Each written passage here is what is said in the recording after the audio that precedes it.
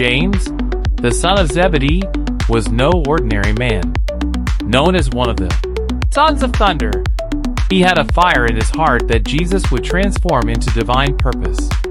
He was a fisherman by trade, ordinary, rough-handed, sun-weathered. But when Jesus walked by and said, "Follow me," James left his boat and his father behind without hesitation. That was the first spark of a life that would blaze with courage and commitment.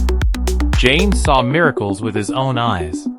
He was one of the few present when Jesus raised Jairus' daughter from the dead. He climbed the mountain and saw Christ transfigured, shining like the sun, standing between Moses and Elijah. He stood closer to Jesus than most, not because of privilege, but because of proximity of the heart. But it wasn't always smooth. James once asked to sit at Jesus' right hand in glory, not realizing the cost.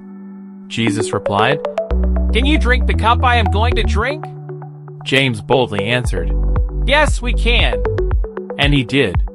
Years later, long after Christ's resurrection and ascension, James fearlessly preached the gospel.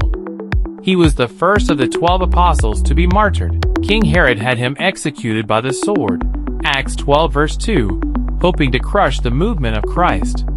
But the seed of James' sacrifice only caused the church to grow stronger.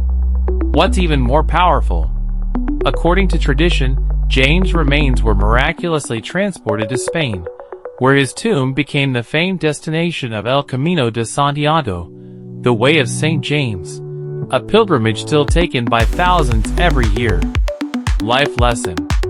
St. James reminds us that to follow Jesus is to leave behind what is familiar and safe. It is to live boldly, love deeply, and trust God completely, even when the road ends in sacrifice. He teaches us that true greatness in God's kingdom is not in power, but in service. Not in being first, but in being faithful. So walk the road of life with thunder in your soul and Jesus in your heart.